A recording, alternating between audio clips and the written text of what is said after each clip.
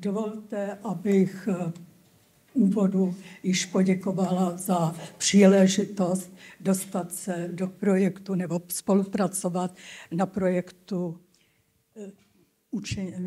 vysvědčení jinak. Naše prezentace je zaměřena na cestu ke změně v hodnocení a chceme ukázat, že i velká sídlištní škola je schopna využívat toho vysvědčení jinak a moc si to tedy přejeme a pracujeme na tom. Dovolte mi začít otázkou, zamyslet se nad tím, tuto otázku jsme si dali před vstupem do projektu, do jaké míry je současné vysvědčení schopno vyjádřit pokrok každého žáka, podpořit ho a motivovat ho v dalším učení. My jsme začali, já bych ráda zmínila některé milníky, které přispěly k tomu, že cesta k cíli byla rychlejší. Začali jsme školu přeměňovat s velkou radostí hned v začátku 90. let, kdy školy získaly autonomii, byly svobodné a začali jsme pracovat na takovém programu, který jsme nazvali Atraktivita, aktivita a kvalita, který se podřizuje dětem, respektuje klientský přístup rodičů a je otevřen inovacím. V současné době jsme vnímáni jako inovativní škola. V roce 1996 byl spuštěn za finanční podpory Sorosovy nadace program Začít spolu, do kterého jsme v této době hned vstoupili. A tento program je již známo, že významně přispěl k přeměně učitelů nebo v jejich přístupu k k inovativnímu přístupu a různým pedagogickým trendům. Škola se začala rychle orientovat na individualitu dítěte a vzdělávat na základě jeho potřeb, zájmů a jeho schopností. Chtěla bych říci, že jsme začali jenom jednou třídou, postupně se přidávaly další a další třídy a ten program Začít spolu se pak zabydlel v celé škole. V té době jsme měli ještě třídy s rozšířenou výukou jazyků a pak za mnou přišli rodiče těchto žáků a chtěli, aby i oni mohli mít program Začít spolu. Takže teď už je to tedy v celé naší škole, zrovna tak, jako v té době začaly konzultace rodič, žák, učitel, které byly velmi dobře přijímány. Pamatuji si, že za mnou přišel jeden tatínek a řekl, prosím vás, my vám děkujeme moc té škole. Já jsem to vyprávěl v práci a oni mi to nechtějí věřit.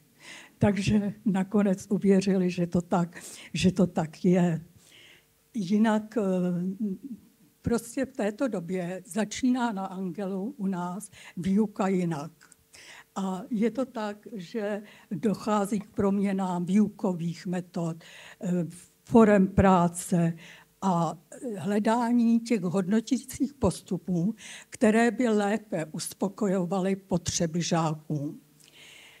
V roce 1997 byl další významný milník, který otevřel zcela školu, a to tím, že zase za finanční podpory Sorosovy nadace byly otevřeny, nebo byla nabídka být komunitní školou, kterou jsme se tedy již v této době stali.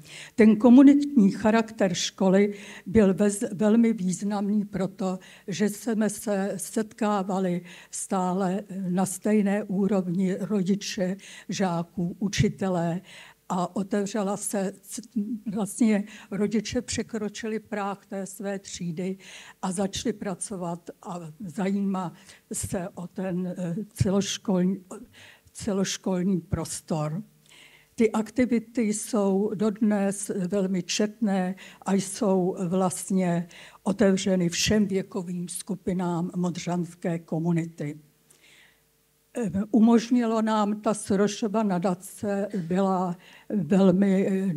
nám dala velký prostor a hodně nás naučila, protože my jsme dlouho spolupracovali s Maďarskem, měli jsme možnost poznat tamní komunitní školy a náš koordinátor měl zaplacený kurz ve Spojených státech. V poslední době se stále více diskutuje o formálním a neformálním vzdělávání, které naše komunitní centrum v současné době plně naplňuje. Prosím. Ještě tedy covidové období, ač nešťastné, tak pro nás bylo dalším impulzem změny. Učitelé se začali stýskat po škole a začali se spolu scházet a vznikla taková setkávání skoro na kávu. Takže nejvíce to chybělo začínajícím učitelům a z toho vznikl nápad vytvořit a byl vytvořen v té době první interní materiál, manuál pro začínající učitele. V roce 2021 jsme se tedy vstoupili do projektu školního vysvědčení, teda jinak. A samozřejmě, že jsme navázali na všechno, co bylo potřeba, ale zjistili jsme, že vlastně je velmi nutné, aby jsme dokázali průběžně získávat důkazy žáků o učení. Bylo nutné upravit tedy systém hodnocení. S tou úpravou se začalo na prvním stupni, kde ten sbor je velmi nadšený z dalších možných vzdělávání a velmi spolupracující. A takže začalo to tam, ten program byl potom představen druhému stupni a přirozeně vznikla oborová komise hodnocení v současné době a bylo třeba navázat na ten systém. Připravujeme tedy a budeme se zabývat vytvořením studijního profilu žáků. Ten sběr dat bude uživatelsky příjemnější, bude online, ale jsme na samém začátku. Je to program pro tento školní rok.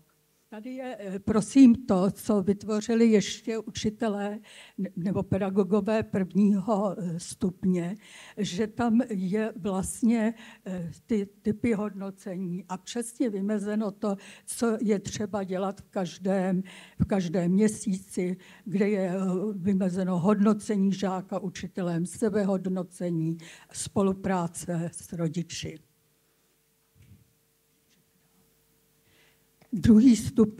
Náš druhý stupeň je velký, jsou v něm 2 programy, tak jako na prvním stupni.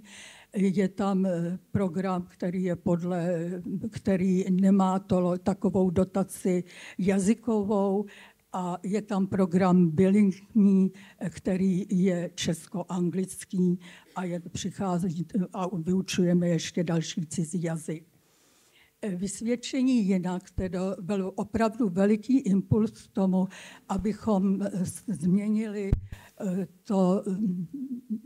ten systém, abychom dokázali dobře sbírat a zaznamenávat ty podklady, důkazy o učení tak, abychom mohli vysvědčení jinak používat. Já bych vám ráda ještě představila moduly, kterými se budeme zabývat. Vytvoříme klíčové kompetence, očekávanými výstupy, dílčími výsledky. Dále potom je tam jeden modul, je píle, chování, komentář třídního učitele a sebehodnocení žáka. Dovolte, abych tedy představila ještě, tak to by měl vypadat ten profil žáka. tak vidíte, že jsou tam všechna, čeho si tedy velice vážím a děti, které dostali to vysvědčení jinak, si velmi považovali toho slovního hodnocení učitele. Takže je tam zařazen i komentář třídního učitele, sebehodnocení žáka a samozřejmě také sbíráme důkazy o učení, nejen o učení, ale i to, v čem je žák velmi úspěšný, jak rozvíjet své silné stránky tak, aby měl radost, protože mě velmi mrzí, že přežívá to, aha, to je jedničkář, anebo on je trojkař a on se z toho velmi těžko dostává, tak tomu chceme zamezit, aby ty děti chodily rády do školy a využívali svého intelektového maxima. Výhled do budoucna vám sdělíme v následujícím videu. Bylo vlastně vytvoření nějaké verze pololetního a závěrečného vysvědčení v novém kabátě. Dát školám nějakou možnost alternativy k současnému závěrečnému hodnocení, že to vysvědčení je formativně sumativní. Měli jsme nějaký cíl na začátku roku a v pololetí jsme měli vytvořit vysvědčení. Ale neměli jsme ještě nástroje, jakým způsobem evidovat.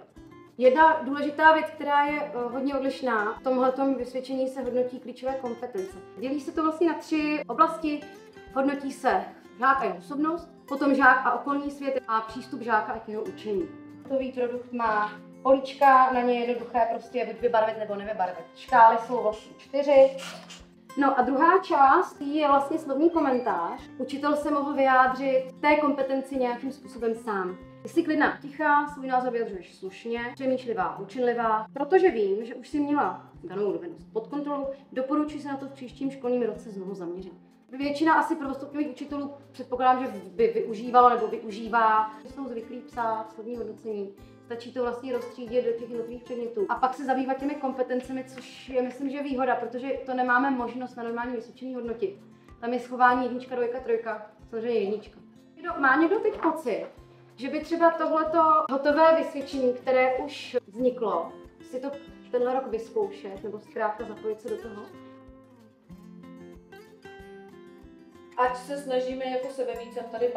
rokem slovní hodnocení za mě 1,5 stránky, kratší to nezvládnu, je to dlouhý. Tohle mi přijde jako super.